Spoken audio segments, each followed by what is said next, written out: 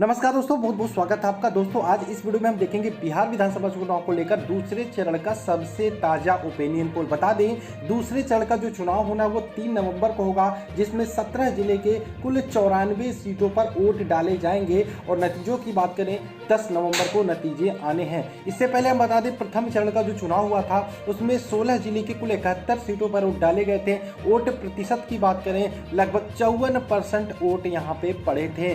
दोस्तों अगर जो आप चाहते हैं कि आपको बिहार विधानसभा चुनाव के पल पल की अपडेट मिले तथा आपके अपने विधानसभा सीट का ओपिनियन पोल मिले तो जल्दी से चैनल को सब्सक्राइब कर लो। साथ में कमेंट बॉक्स में अपने विधानसभा सीट का नाम कमेंट करके जरूर बताना। तो बता दें दूसरे चरण का जो 94 महत्वपूर्ण सीटें हैं उसमें कई बड़े बड़े चेहरे दांव पर हैं। वहीं पे बात करें राघोपुर विधानसभा सीट से जहां पे खुद सीएम चेहरे तेजस्वी यादव मैदान पे हैं, वहीं पूर्व मंत्री तेज प्रताप यादव हसनपुर विधानसभा सीट से चुनाव लड़ रहे हैं। अगर जो बात करें इन 94 सीटों पर तो यहाँ पे कहीं ना कहीं एनडीए या फिर कह सकते हैं बीजेपी और जेडीयू का दबदबा रहा है। अगर जो हम बात करें प्रीवियस ईयर्स के नतीजे की तो यहाँ पे लगभग 1/3 सीटों पर आरजेडी का कब्जा रहा है। बात करें पिछली बार जब चुनाव हुए थे 2015 में तो आरजेडी की बात करें इन 94 सीटों में से 31 सीटें जीत कर आई थी। वहीं पे कांग्रेस का जो मेन मुद्दा बन गया है वो रोजगार को लेकर है। कुल मिला के वो युवाओं को रुझाना चाहते हैं जो रोजगार को लेकर परेशान है।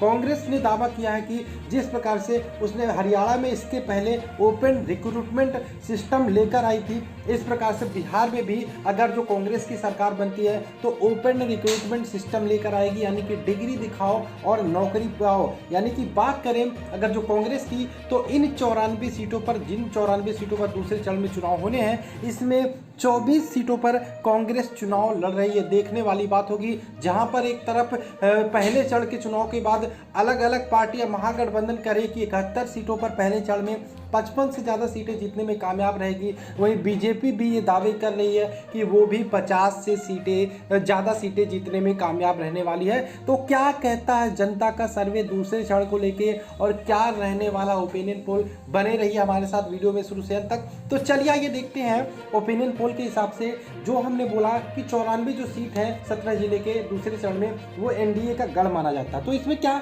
सेंध लगाने में कामयाब हो पाएगी महागठबंधन? तो चलिए आइए देखते हैं। तो इसके पहले मैंने आपको बताया कि पिछली बार जो 94 सीटें इस पर जो चुनाव होने हैं दूसरे चरण में उस पर 31 पर आरजेडी का कब्जा रहा।